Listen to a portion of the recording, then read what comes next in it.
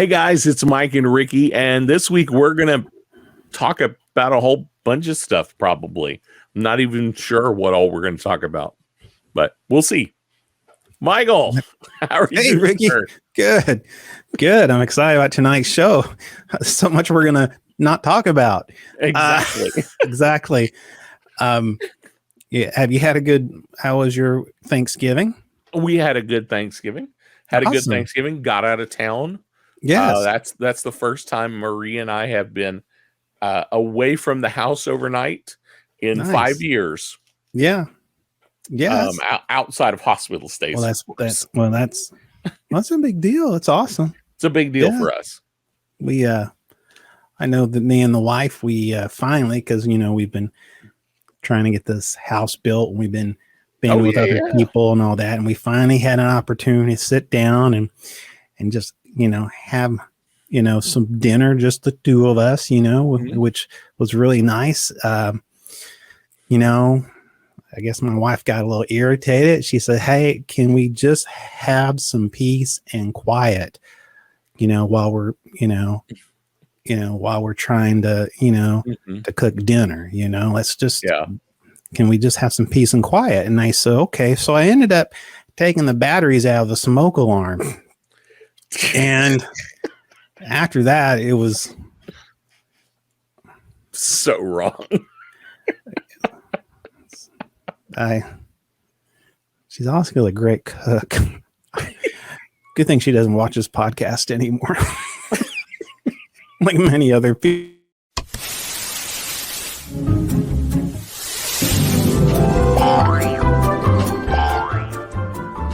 It's the Speaking Nerdy podcast with your host, Mr. Mike Chile.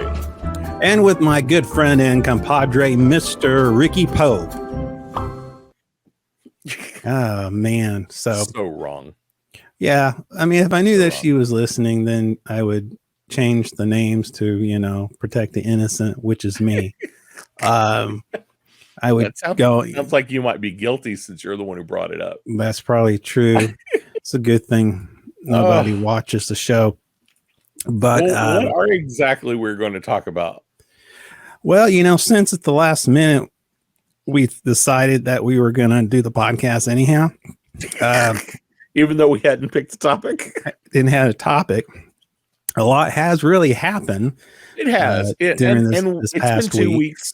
It's been 2 weeks since we've recorded anything. So So I mean, there was a lot of big Black Friday sales and a lot of stuff that's been going on. Hollywood's back in action again.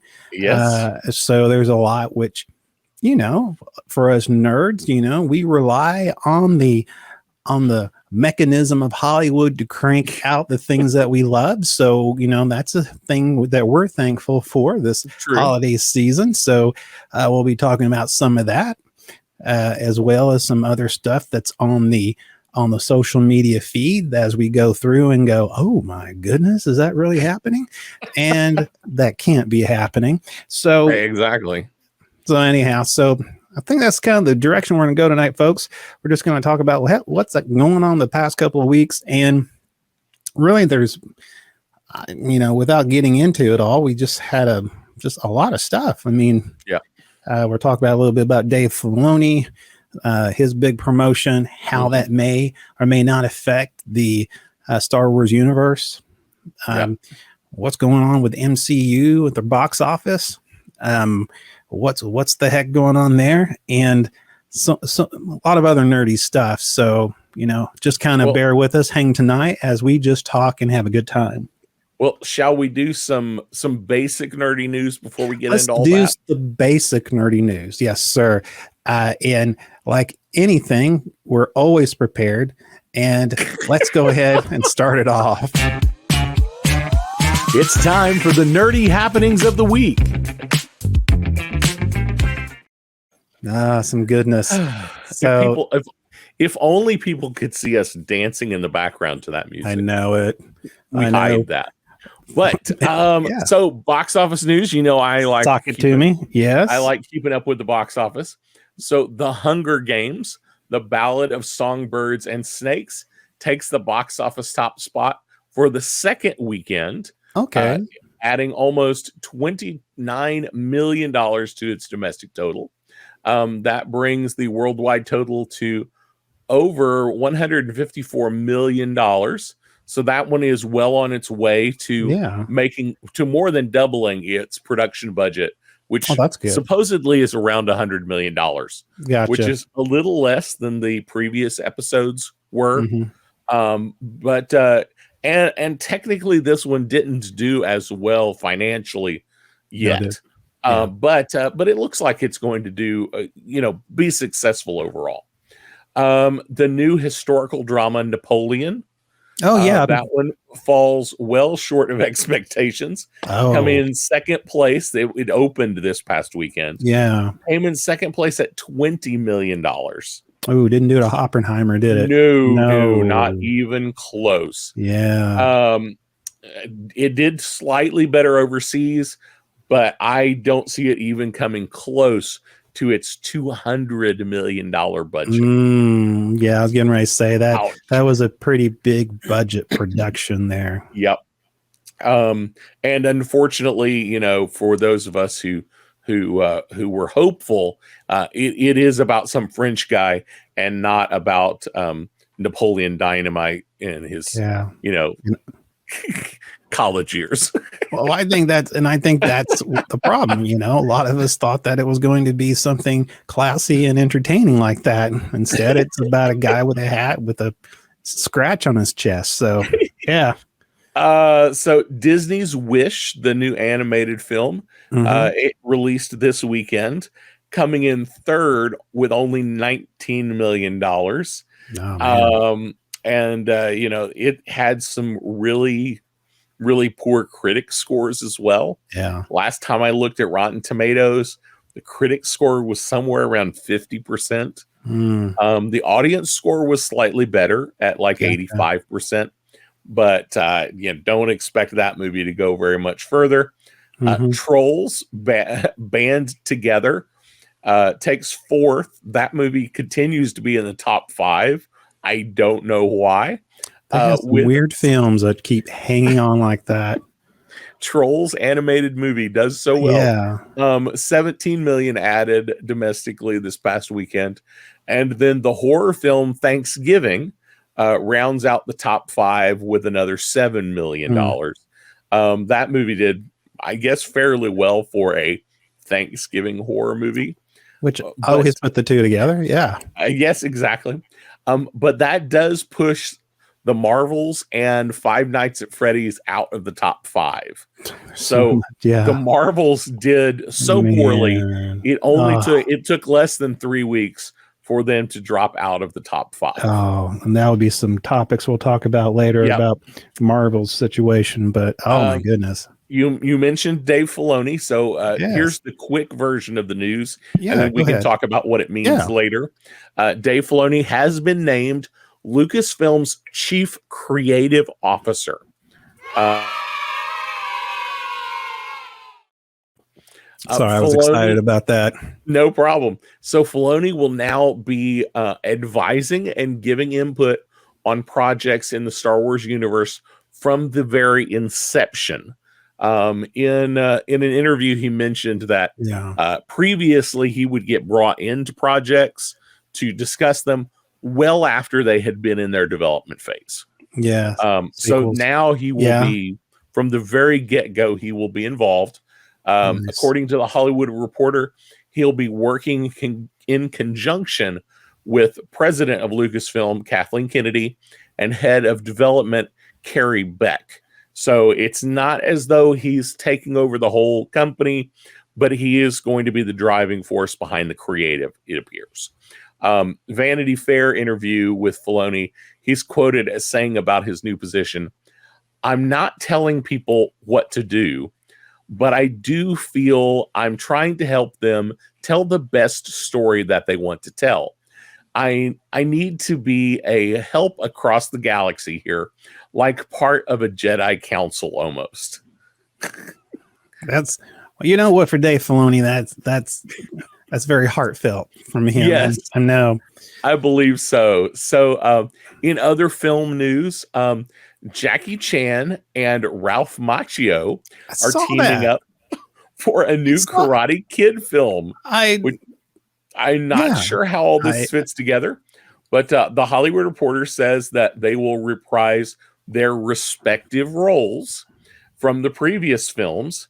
So you're probably you may be familiar with all of them, but so Ralph Macchio, is going to play Daniel the original, San? Daniel San, the original Karate Kid.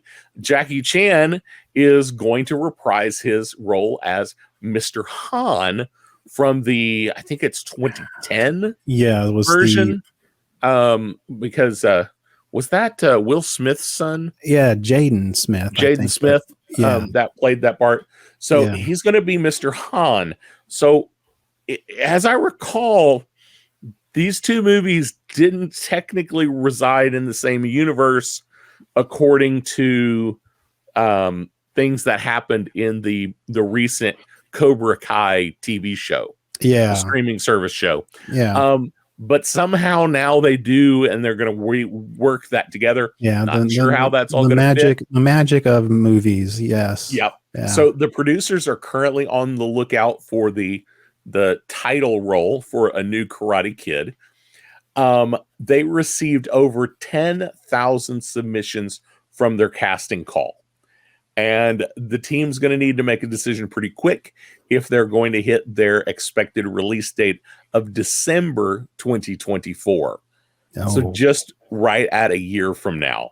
I don't know how that's going to happen if they haven't even chosen a Karate Kid yet. Yeah, I don't know about that. But we'll see.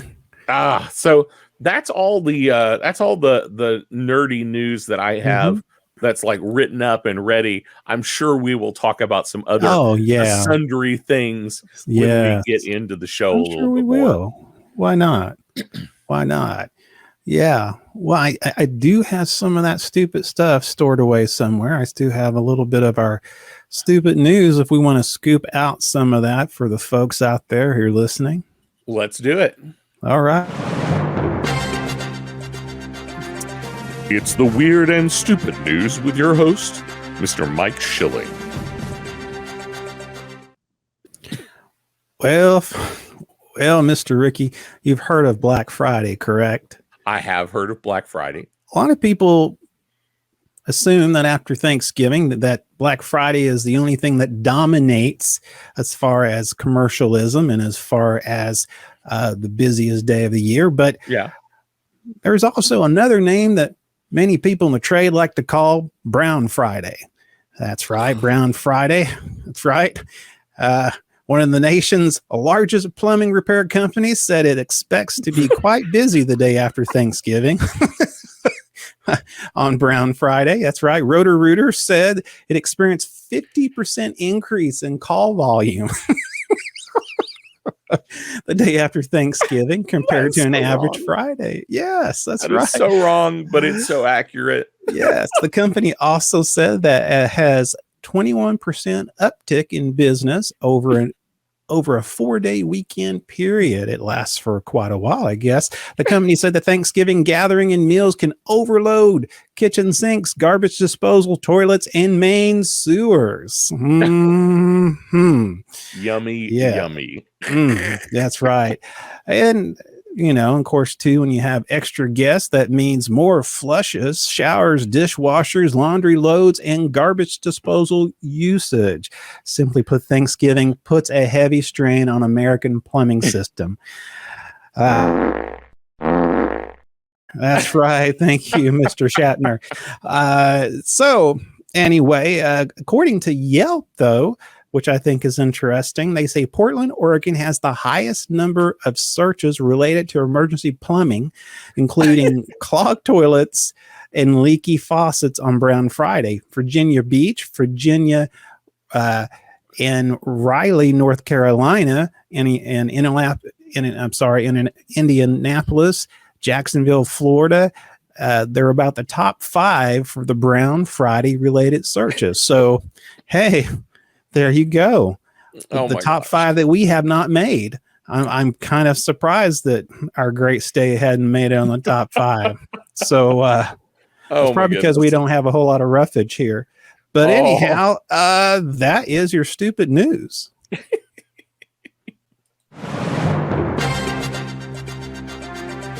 This has been the Weird and Stupid News with your host, Mr. Mike Schilling.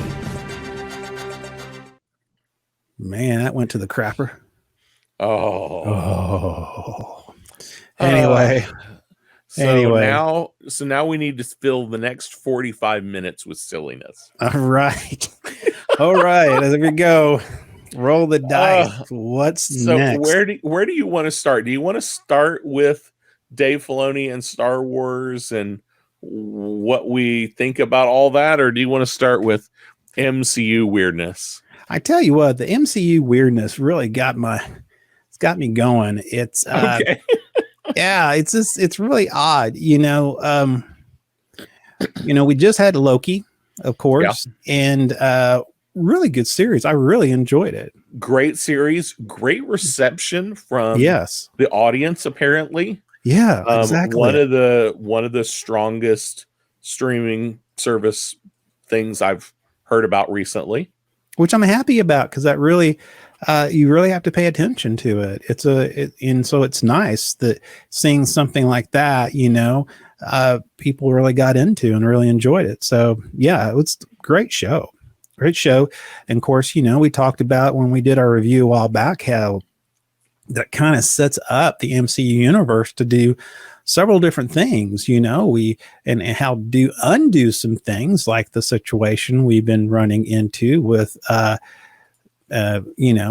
whole thing with Kong, and saying, okay, well, is this going to continue because of, the issue, the problems that the actor is having during his time in court. So, those are some questions there.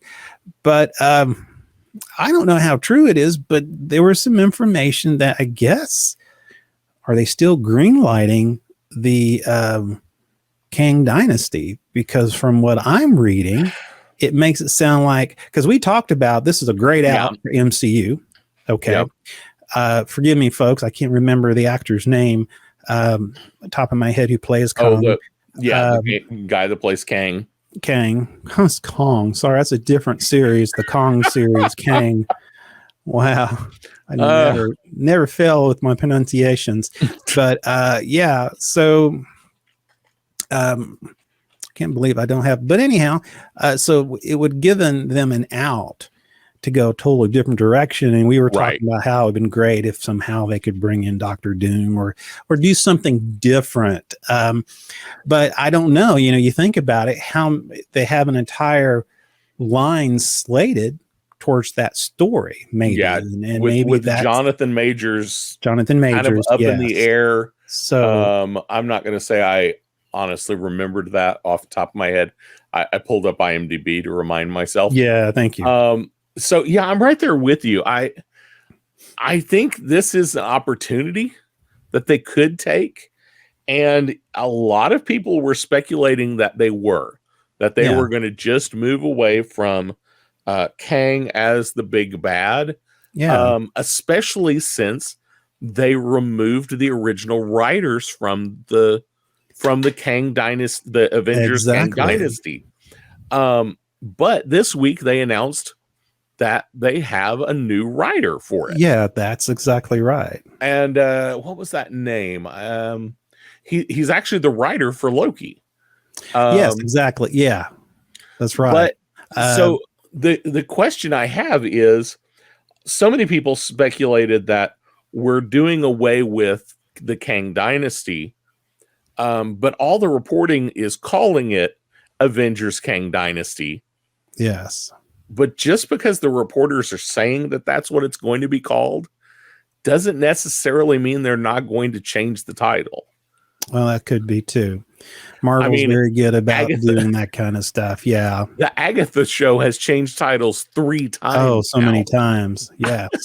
Yeah, exactly. So, yeah, you're right. I mean, that's definitely, Michael Waldron is the new is the writer.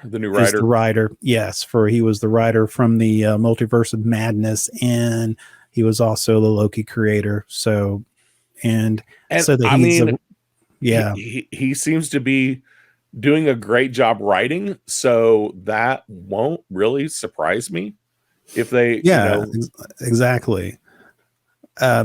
Yeah, so I don't know. And see, right now, I mean, how much, because you talked about in the box office, the Marvels, they just yeah, it. And I haven't watched it, so I can't give a critique or anything like that. right, I don't know. A lot of, you wonder how much, because Brie Larson from the very beginning has gotten a lot of hate.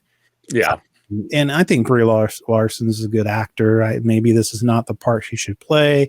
I don't know. Maybe it's the writing for her. Maybe it's just there's, for some reason, people just, they don't see it. I don't know. What yeah. are your thoughts on this whole, I kind of fall thing? that Yeah. category of Brie Larson is a fine actress. Yeah. But I don't like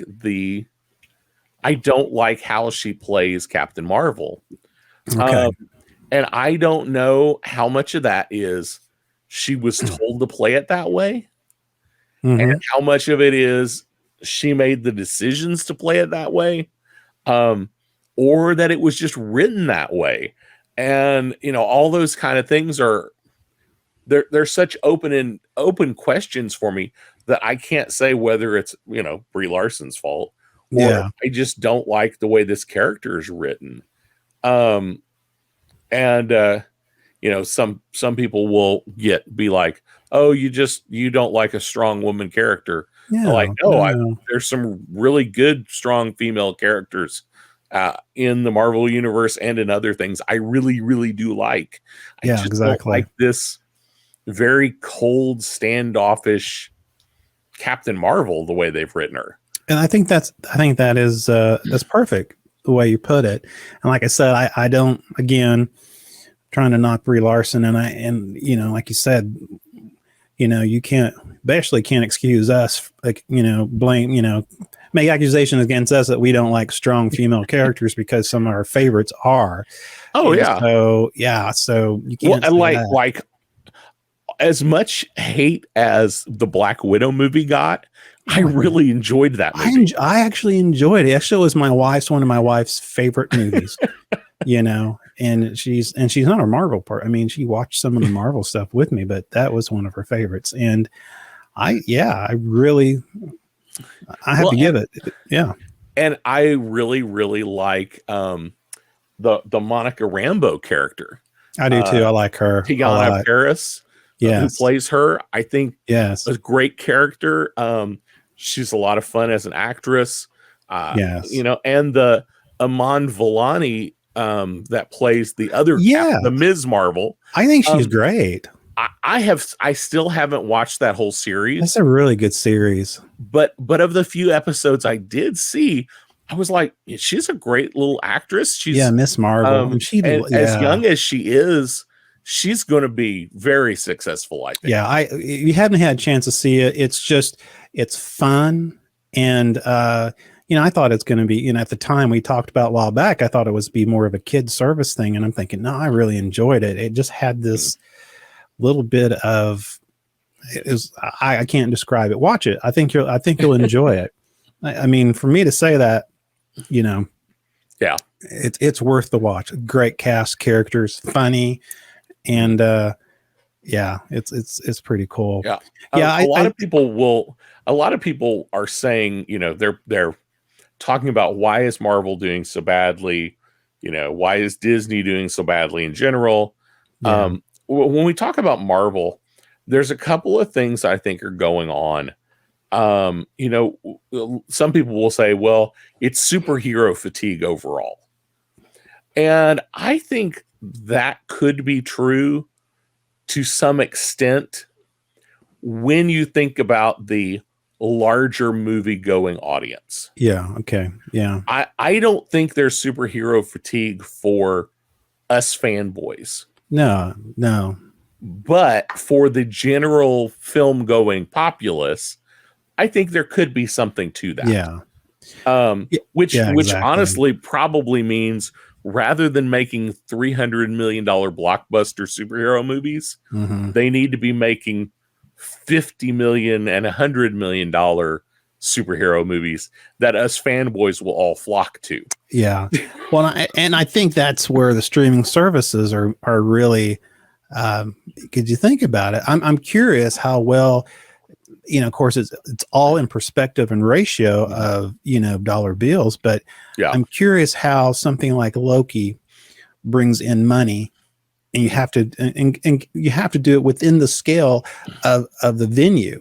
But I would like to see how much, of course, that information, that's something that SAG was having an argument about. But okay, so let's say Loki season 2, how well did that bring money into Disney or Marvel compared to the actual Marvels in the movie theaters, and look at and go, okay, what's the biggest return of investment? And I would like to know that, because I'm because I'm kind of here lately, the quality of the actual series themselves, streaming service, I have enjoyed more than what I've seen out there in the theaters. Yeah. And of course, part of it could be that we get to know the characters more. It could be that, we feel more involved into the story. It's something we look forward to the next week, because basically you're, like we talked about, you have a 3-hour movie that you're breaking up in 6 episodes or whatever you want to call it. Or even 4 or 5 hours. Yeah, in exactly. some cases. Yeah. But then you have something like the Marvels, and what was the Marvels runtime? It seems like it was really short. Yeah. For the kind of movie it is, hour 45 minutes. Yeah. That's pretty short for this actually says this is the shortest MCU film. That's shorter than The Incredible Hulk in 2008. Interesting. Yeah. Yeah. So, who knows? A lot of people are, there have been rumors about an Avenger reboot. I've heard that through the grapevine. Yeah. And so I don't know if they're going to have to be really hard pressed if they did a reboot, because they have so much that's already slated out. Yeah. They could just, I could see them doing a new Avengers, a Young Avengers, and go from that. You also have, the Thunderbolts, which is kind of the, anti-hero type of. Yeah, the anti-Avengers. And that one's already on the slate. Yeah, so that's MCU version of, Suicide Squad. Kind of, yeah. I'm probably, maybe not to that extreme. But anyhow, so you have that going on. But is the Thunderbolts, is that going to be a series or is that a film? I think that's supposed to be a film. Okay. Yeah.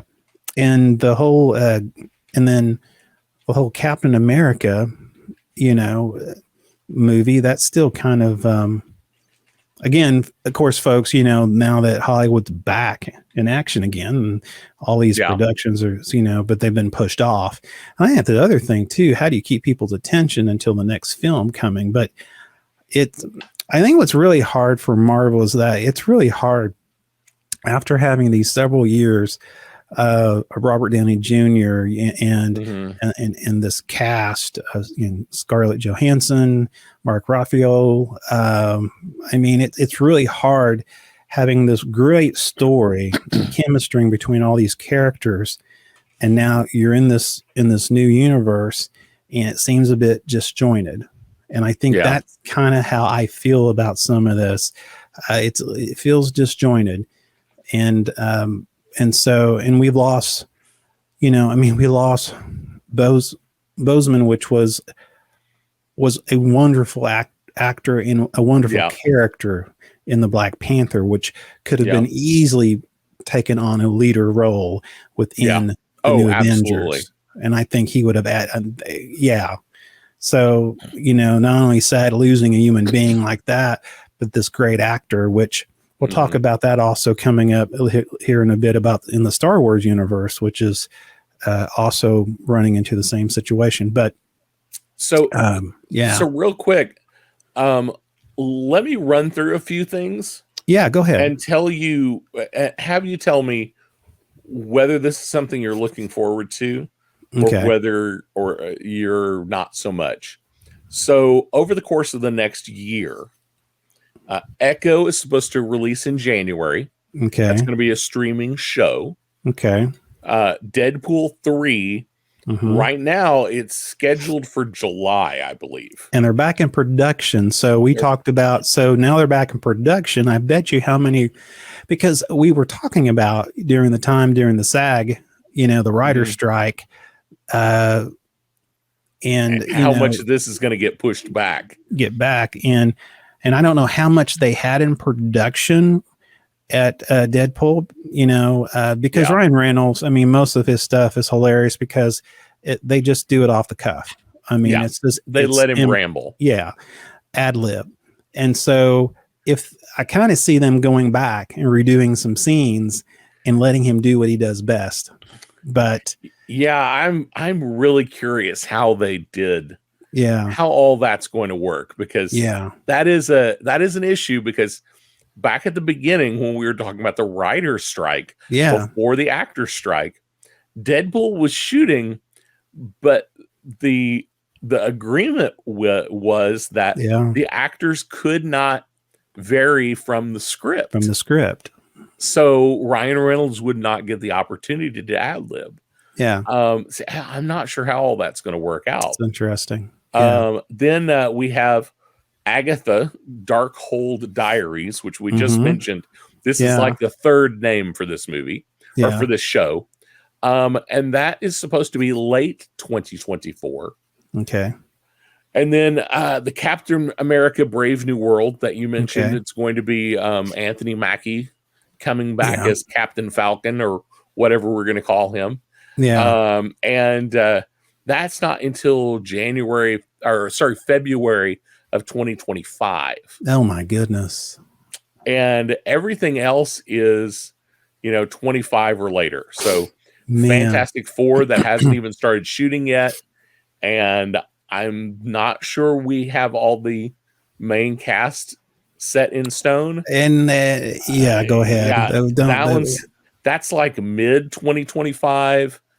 Thunderbolts is mid 2025. Yeah. And then Daredevil, the streaming service show, is not going to be until sometime in 2025. Oh man. So there's a we're not way away for some. Yeah, I mean, we're talking about over a year. I mean, we're not just talking about sometime the middle of next year. Yeah. That has to hurt the franchise somehow. I mean, people's attention span. I mean, for fans, like you said, the Marvel fans, the avid fans, okay, but man, will it help? I don't know. With if superhero fatigue is a thing, I had a feeling you were going to go there. Could this help? I don't know. I mean, I really don't know. I don't think so. If it is such a thing, I think the problem is not so much hero fatigue; it's just good writing. Yeah. And I think we had some excellent writing. We had in the first phase 1, 2, 3, 4. I think it was 4 was the very last. And people would even say, there were some misses. Yes. In those, like Thor: The Dark World, a lot of people felt like that movie was a miss. Yeah. Yeah. So not everything, even when there is a problem thinking back when we think about, the nostalgia of yesteryear. Yes, I guess we think things are better than they were. Yeah. Iron Man 3 got a lot of flack as not being a great movie. Yeah, that was not my favorite either. Yeah. So if we try to compare everything to Endgame and the last two Avengers movies of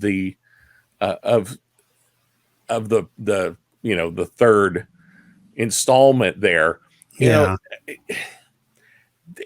things aren't going to live up to that. No, they're not going to live up to it. And yeah, I get what you're saying. I think it's the same thing with nostalgia of Star Wars. I mean, I Yeah. think a lot of that has to do with that. I mean, so you become such a fanboy of what you grew up with that it's hard to give anything new a chance. Yeah. I'm very much to blame for that as well. Yeah, I'm guilty as well. So, I've just now started to embrace some things, not the sequels, but as far as the prequels go. So, yeah, anyhow. I mean, it's such an interesting time period, and I also think another thing I think is, you get so much. Some of these shows get pre-hate. Yeah. Oh, they don't even have time to come out yet. Yeah. Yeah. Haven't come out yet. It's going to be horrible because they're going to, allow blankety blank to blank, whatever it is, it's going to have this in it. It's going to have that in it. There's so much pre-hate. Sometimes I think the built up hate causes the film to tank because nobody's going. Well, and the thing, and also too, it's almost there's also a joint effort like on Rotten Tomatoes and some of these other sites that people deliberately go in and try to especially on the audience side, try to really tank the reviews because there's some vendetta against something with the film, and they may have not even watched it, and there's most of the time they haven't even seen it. So I totally get that. Yeah. Well, and talk about Rotten Tomatoes. The thing with Rotten Tomatoes is the critic score and the audience score are so often almost diametrically opposed. Yes, I know. Like if the critics loved it, the audience probably is not going to like it. Yeah. I find that, yeah. I mean, so like the Marvels. Yeah. In this instance, the critic scores was a 61. Yeah. It's not rotten, but it's not fresh. It's somewhere in between. But the audience score is a reasonable 83. Well, that's reparable. I mean, yeah, and honestly, that's what I've heard from a lot of people that have seen the movie that I've talked to, that the movie wasn't amazing, but it's not bad. It's kind of fun. There were some things in it that didn't make sense, and a lot of people complained that the villain is kind of forgettable. Gotcha. Yeah. Like the fun parts are really fun, but the overall story is just okay. Which, for a movie that spends $50 million to $100 million to make is probably okay. Yeah. But if you're going to spend $200 million to $300 million on a movie, it better be spectacular. Yeah, I totally get that. I mean, and we're hearing some other things too. I mean, you're still looking down the road where you're looking at, you hear some name droppings, like for instance, John Hamm. I don't know who John Hamm is. He played in several different movies. A couple of them I can't. He played an ad man in the 1950s, some TV series. I can't remember the name of the show, but John Hamm he talked about how he hopes to get a chance with Marvel, and he's kind of name dropped for Doctor Doom. They're already, and this is from IGN, so this is not, who got you covered kind of deal. Yeah. Those guys get so much hate from us, but well, but then also you get this look. I mean, I don't know that I know him as an actor right off the top of my head. Like I haven't seen a lot of the stuff he's been in. Yeah. But I mean, he kind of has that he could pull off a Doctor Yeah. Doom look. Yeah, he could. And and I thought, and I read that, and I took a look at him, and of course, you do that. There's one where they show comparison between Doctor Doom and him, and I thought, I can see that. I think he could play that. But then you have some stuff come in where, Pedro Pascal wanting to play, Reed Richards, which that's a big no to me. I don't want to see that. As much as I love Pedro Pascal, yeah, I don't see that one. No, I don't. I liked John, and I can never pronounce Kalinsky. John Kalinsky. Everybody knows him from Jim in the Office, and he also played, the Jack Ryan series that was on Prime. And anyway, he played, in the multiverse, he played Reed Richards, and he really looked the part as far as I was concerned. Yeah. I thought, man, that was really good. He looks the part. I mean, he's a good actor, and I don't think he did a bad job in that role. But that is one of those, everybody wanted to see him play that role. He got to play that role for 5 minutes and died. Yeah, that was very disappointing. Agent Carter, I would like to see some multiverse stuff. I would like to see the British Captain, Captain British, Captain Britain. Yeah. Peggy Carter playing that. I think that would be pretty awesome. That could be a fun movie. Yeah. I could see some stuff, even if you want to just do a streaming service. I think that I would go see that even in the movie theater. Yeah. So, I don't know. And the thing is, I can't think of some things that are slated. Well, can't be this year. It's going to have to be next year as far as it comes for Marvel, as far as on Disney Plus. I mean, I do look forward to Agatha. Now, you were going to ask me a question because before you were naming all this stuff, and you wanted to find out what I thought. What was the question you wanted me to thought? I mean, I kind of. Oh, well, okay. So I named all the stuff, and I was just going to say, what of the list of things that are coming up, is there something that you're excited about? Is there something that you're like, I could take it or leave it? So we've got Echo coming up in January. Yeah. Then we've got Deadpool coming up mid-year. Yeah. And then what were the other things we had?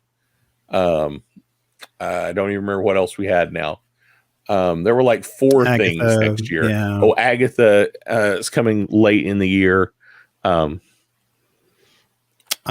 look forward to Agatha because I really like the actress. I think she did an awesome job in WandaVision. Thought that was she was so good at that. Echo, Echo is more of I'm Kingpin. That's what I'm wanting to see. You want to see Kingpin? Yeah, I love the actor. Actor who plays him. So absolutely, Alfredo, yeah.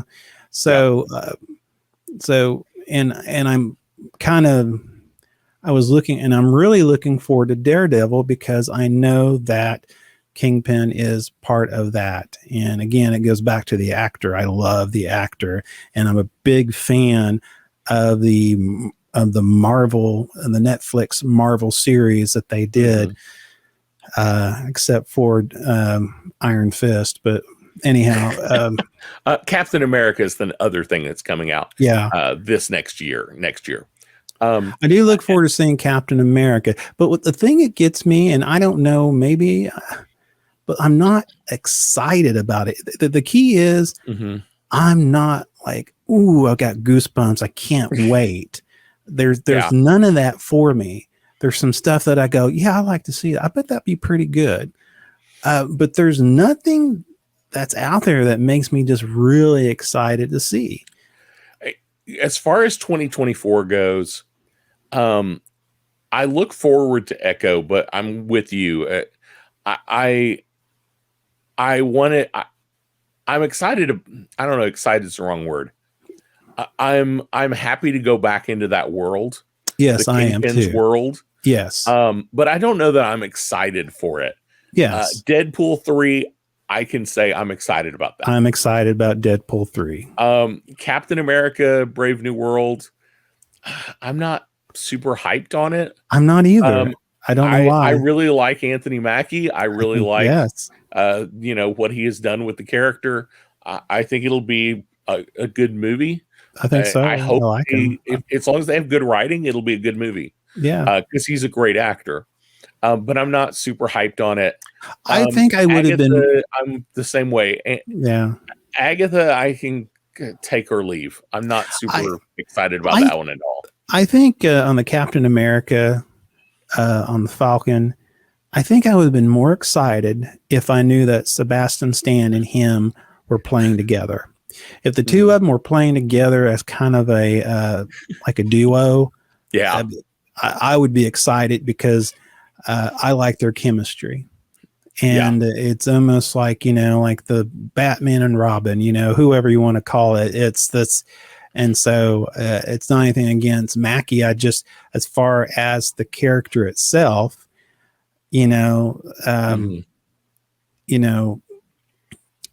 Sebastian and him had great chemistry. And I would love to, I would be excited if the two of them were actually featured, and they may bring him in there. And I know the whole thing with the Thunderbolts, but I don't know. I wish both of them were on there at the same time. I'd be excited. I would be excited on that. On the plus side, I am reading that the writer from The Falcon and the Winter Soldier is going to be writing the script. Okay. Well, that's good. Or has written the script. Okay. Now, I'm still questioning how they're going to get that out by July. I don't think. I don't know. Unless it's completely already shot. Yeah. I don't. So that's one thing. I keep seeing these. I keep seeing the same dates that I've seen for a long time. Yeah, same here. But the articles are dated, just a few days ago. Yeah. I'm like, how are they holding that date? Yeah, I don't understand that. I'm not sure how that's going to happen. But I'm not. Marvel doesn't have anything other than Deadpool that's coming out that I'm super hyped on. Yeah, it's the same here. So what about Star Wars? How do you feel about Dave Filoni coming in as the new creative force behind Star Wars? I think it's not enough. How do you mean? I think somebody who's given so much to it, I think that, because we've talked about it within Stupid News, is that it's almost they still has him as an advisor in the very beginning instead of someone who calls the shots. Honestly, I forget about Kathleen Kennedy hate and all that. Put that aside. She's not, I want to say, one of us as far as nerdy Star Wars fans. She's just not. She's a suit. She's a corporate. She's a corporate film guy. I mean, okay. So and there's nothing wrong with that, but that's what she is. Yes. So you need to have a Kevin Feige in Star Wars, and he has to be the Kevin Feige. And let him call these shots. I was going to say the question is going to be, are they going to let him be the Kevin Feige and stand aside? So I have a feeling they're not going to. I just have this weird feeling that it's what's different between that and MCU. Probably MCU was a studio that was already established and they were making tons of money, and Disney said, we're staying back. And now, of course, Lucasfilm, you no longer have George Lucas. So there's not that main person that used to be back in the day. And so you have these people, like Fabio, and then you have, Filoni, and, these are kind of the two guys I think of when I think about Star Wars.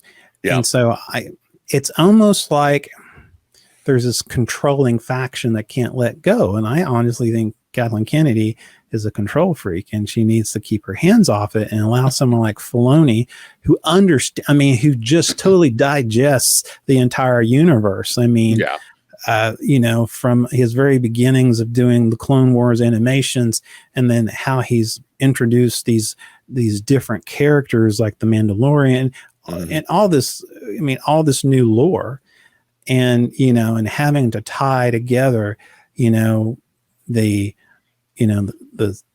prequels to New Hope. He filled the gap there, and he's doing the same with between the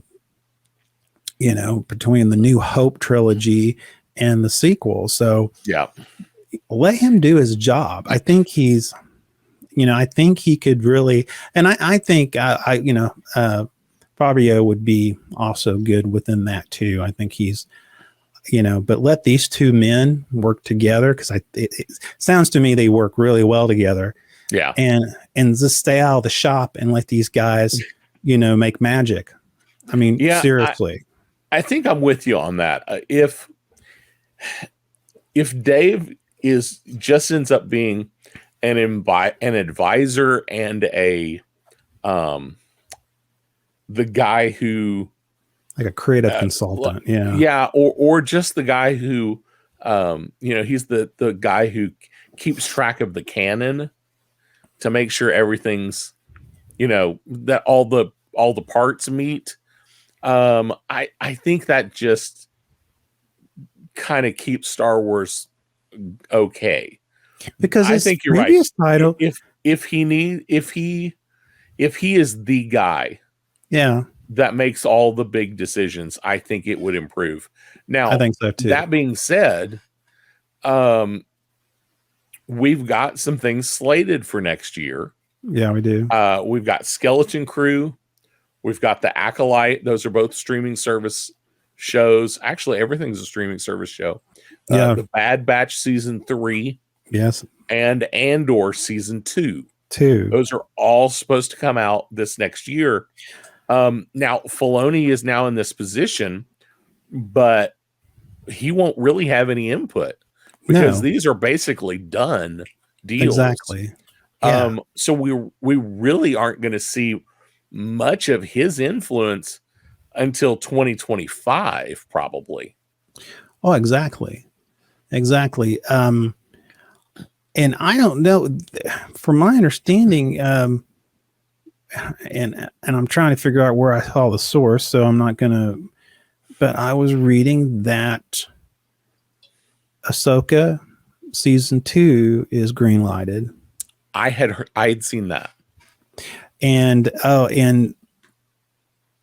Filoni, they were talking, it was about 9 hours ago. Filoni, optimistic outlook on the future of his character, and Ahsoka suggests that there is high probability of a season 2. Filoni always has the idea of his character stories will go.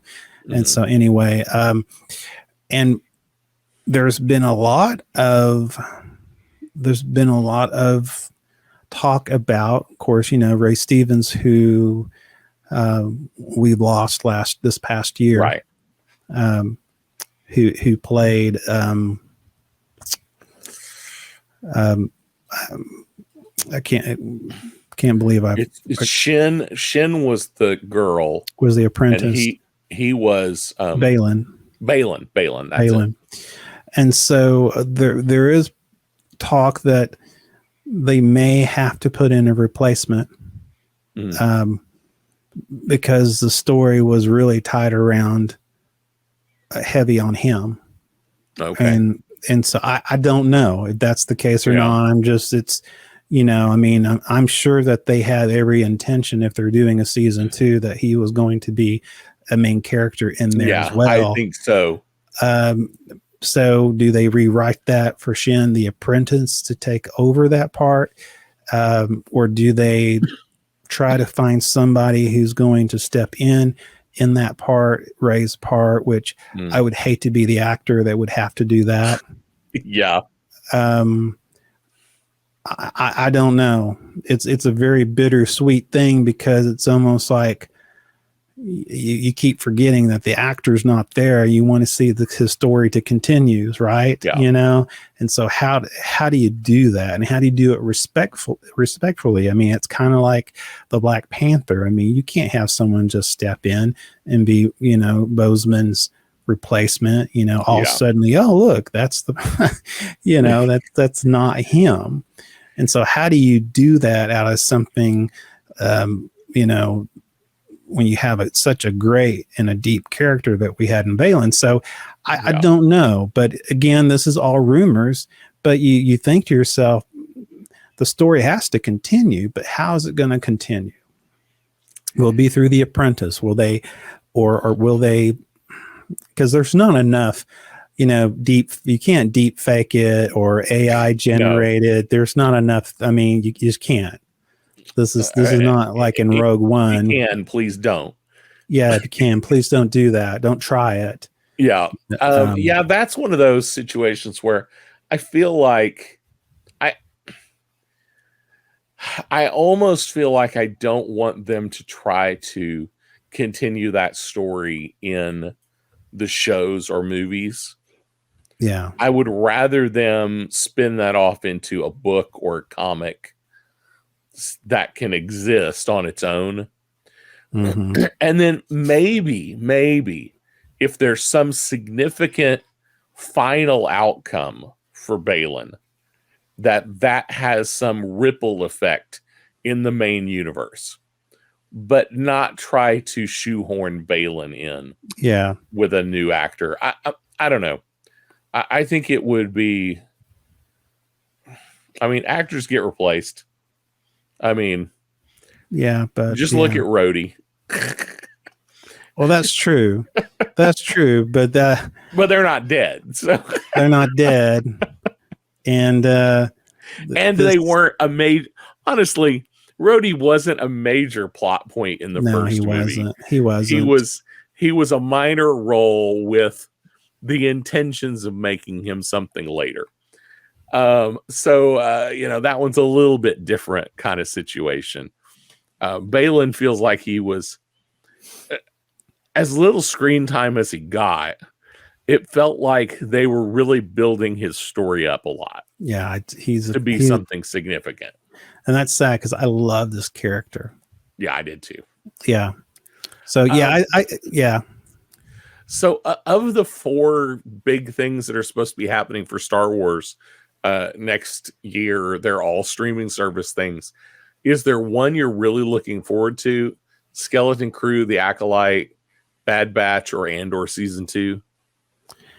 I'm really looking for, you know, honestly, Andor Season 2, I'm really looking forward to. I love some Bad Batch.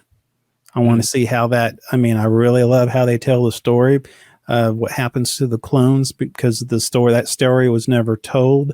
I mean, sometimes in the comic books they were, and some of the novels, but I look to see how that transpires, you know, going from that. I think the Bad Batch, you know, the story arc I really enjoyed, and I like how, you know, it talks about the clones adjusting from the Republic to the Galactic Empire. So I find that it's a good story there. Acolytes, I'm interested in. I'm curious how, you know, they talk about it's going back to the very beginning of time of, you know, and I'm curious how that's going. I'm more curious about that than excited. But there's some, but I think they're all good content. Yeah. Skeleton Crew, I'm not excited about. Maybe because I don't know much about it. I'm just something about it. But again, you know, Andor Season 2, I'm psyched about. You know, I think that's going to be good. I look forward to the Bad Batch. You know, but Andor, I think of all of them, Andor 2 is probably one I'm really looking forward to. I really want to see. It's kind of it was a good cliffhanger. Now we get to see, you know, the rise, you know, see hopefully the organization of the rebellion. So what's your thoughts on some of that here? I mean, would you have anything that makes you go, I look? The Acolyte, I'm interested in, like you said. I'm interested to see what happens there. I don't know that. I'm not super excited about it. Andor is kind of the thing I'm looking forward to. Yeah. The Bad Batch, I expect to kind of be the Bad Batch. Yeah, I mean, yeah. That is not an amazing show. No, it's but not. It's enjoyable. Yeah, it's fun and enjoyable. I like it because I like how it's a filler between the two. Yeah, and it tells that story. But yeah, because it's more of the monster of the week, and then you have and I'm not a big fan of the monster of the week. I kind of like the story arc, and concentrating on that. You know, maybe something different now and then, but yeah, I've invested in the show, so I want to see how it plays out. So spinning off, DC exists.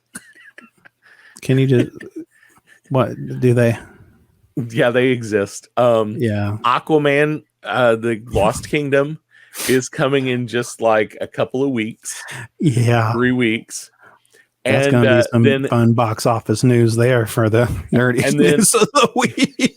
Yeah, and then in the fall of 2024, the new Joker movie is coming out. That is not musical? In the main. Yeah, I guess it's going to be musical. It's a musical. It's a musical.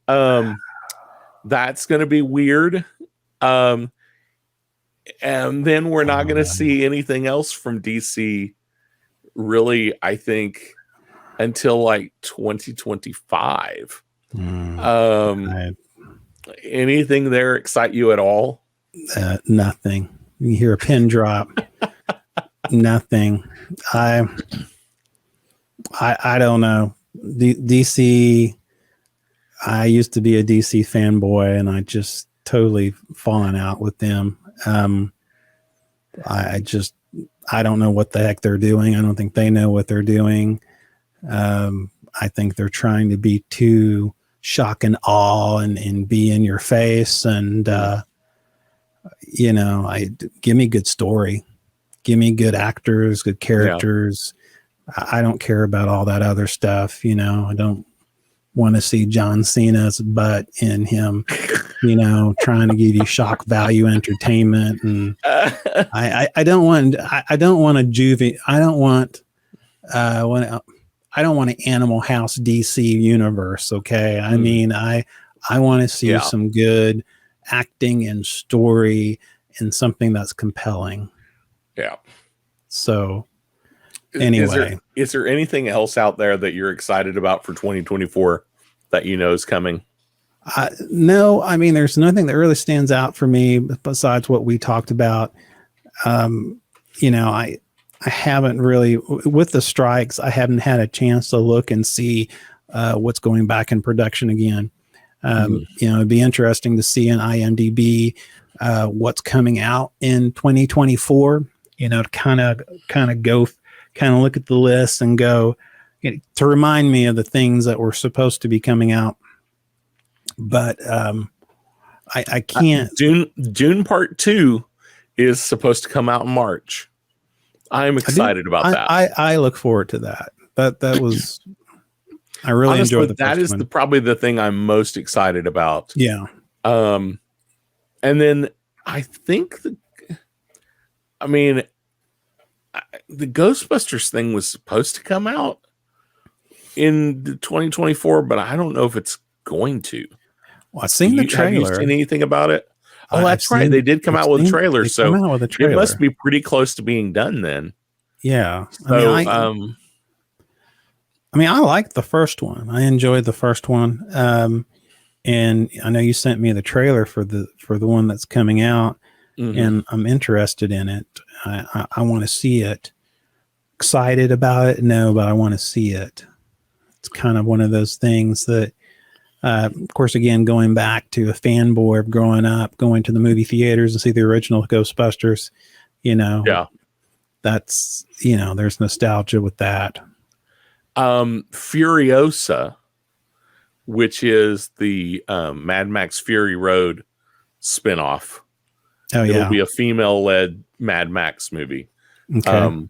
With the female lead from Fury Road taking the lead role. That could be good. Mm-hmm. I think that's going to depend a lot on the writing and on the production value. Talking about to the theaters. Yeah, it'll be a theatrical release. Theatrical release. Okay. If they put in the kind of production value they put into Fury Road, I think it could be good. Okay. I don't see it being a huge blockbuster money maker. Yeah. But if George Miller, gets to still be included and, direct it, then it will probably be a sight. Yeah. It will be something to watch for sure. Well, I know they're coming out. I know there's other series coming out as far as streaming. The universe, they're doing a Fallout series. Anybody's a fan of the Fallout games, they're taking right out of Fallout 3 and Fallout 4. So, live action. So there've been some photographs out there. You check it out on social media. I don't know if you're a fan of it or not, but, it's the whole Vault Boy, the whole thing. So that's out on Prime. I believe that's coming out. I don't know if I'm trying to think of some other different streaming stuff that's supposed to be coming out this year. But I know that's one. There's supposed to be an Alien series coming out. Timothy Oliphant, who you may know from Justified. You also may know as from he also played in The Mandalorian as I can't remember the guy's name, but anyway, the Western character, kind of the cowboy of the town in The Mandalorian. Really good actor. I like him. I don't know if he's playing a major role in it, but he will be in it. And I'm trying to think of what streaming service that's going to be. Let's see here. I'm not sure. Let's see. Aliens. Timothy Oliphant. But anyway, did you have any else on your list here? There is something I'm vaguely interested in that I think it's going to be an animated series. Yeah, animation or animated movie. It's the Lord of the Rings War of the Rohirrim. Okay. So it's a Lord of the Rings series. It's hundreds of years before, the things that happened. Mm-hmm. So it'll be a time we're not, we haven't seen on screen. Gotcha. That I'm interested to see that. I'm hopeful that it's going to be good. I don't know what it will be like, but that is kind of one of the other things that kind of doesn't fit in with all the other things. Yeah, that I'm interested to see. Honestly, I didn't know about it until a month or two ago that it was even a thing. Gotcha. But I'm looking forward to it. But I think the biggest thing I'm looking forward to next year is going to be Dune Part 2. Yeah. The first one I enjoyed a lot. I really enjoyed it. Very good cast. And absolutely. Yeah. Good cast, good writing. Yeah. So pretty faithful to the story. So I'm hopeful that they stick with it. Well, it's nice to see different IPs getting attention like that. So I look forward to that, and hopefully, we'll see some other good stuff. Hopefully we'll Marvel get their act together. We'll see what's going on there. Of course, again, the strike didn't help. So, but there's a lot going on. There's a lot, TV productions are going back again. A lot of new stuff as far as streaming services. So, it's just something to watch and see what, there might be some surprises that's been going on in the background that we don't know about. So hopefully that may pop up some of those. Yeah. So, I think 2025 could be a good year Yeah. for film and TV, Yeah. just because everybody's back to work. Yeah. Yeah. I think 2024 is going to be a little sparse. It's going to be kind of tough. Box office is going to be kind of tough. Yeah, I it's going to think. be tough Yeah. just because there's not enough things to fill the slate. Yeah, exactly. I mean, I guess you can get some bad movies out there. You make some money. I don't know. Nothing. Well, to there's compete. that, and I could see 2024 being the year of the re-release. Well, that could be. That would make sense, wouldn't it? Sending a whole bunch of old movies back to the Re-release them. theaters. Yeah. I could see that being a thing. Yeah. Not a bad idea. Not a bad idea. Yeah. Yeah. I don't know anything else. Nothing else comes to mind. Like I said, I'm glad that Hollywood's back to work. There are some things I am looking forward to, and unfortunately, a lot of the stuff I want to see is going to come in 2025. Yeah. But I am grateful for the streaming services because looking, they are cranking some stuff out. MCU has some stuff out. Star Wars has some stuff out. So who knows, we might find some different IPs that we never heard of before, and we go, man, that's pretty great. So we can talk about Robotech live action. I'm voting for it. I would be all about that. Yeah. All about that. I don't think it's going to happen. Not going to happen. But they've been talking about that for decades. It's not going to happen. Well, I don't have anything else on my list. Do you, my friend? I really don't. Not anything that I think is truly noteworthy. Well, this would probably be our what the heck episode. No, I don't have an idea. Maybe get back to work Hollywood episode. Exactly. Because that's exactly what we've been waiting for them to get back to work, start making the things that we enjoy watching, what we want to throw our money at, and waste our time with. So hopefully we'll have some more, time to do nothing. So that's what I look forward to. Anything you want to add to it, my friend? No, I think that's it. Just tell the people where they can find us. Well, you can find us on something.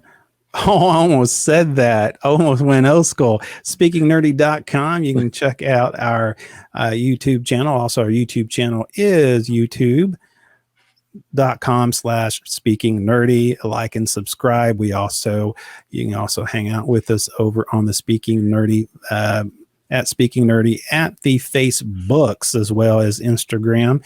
We're there as well. So, and also we can check out our audio podcast, everything from Spotify to Apple to whatever you love listening your favorite podcasts audios on. And that's what I have, my friend. That is it. All right, let's wrap it up. All righty.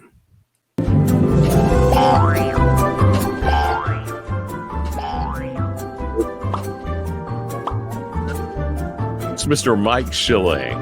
And my good friend and compadre, Mr. Ricky Pope. That's how you fill up a show, folks. That's how you fill up a show and pull things out from the air. Absolutely. That's right. Who say we can't fill crap in a bag?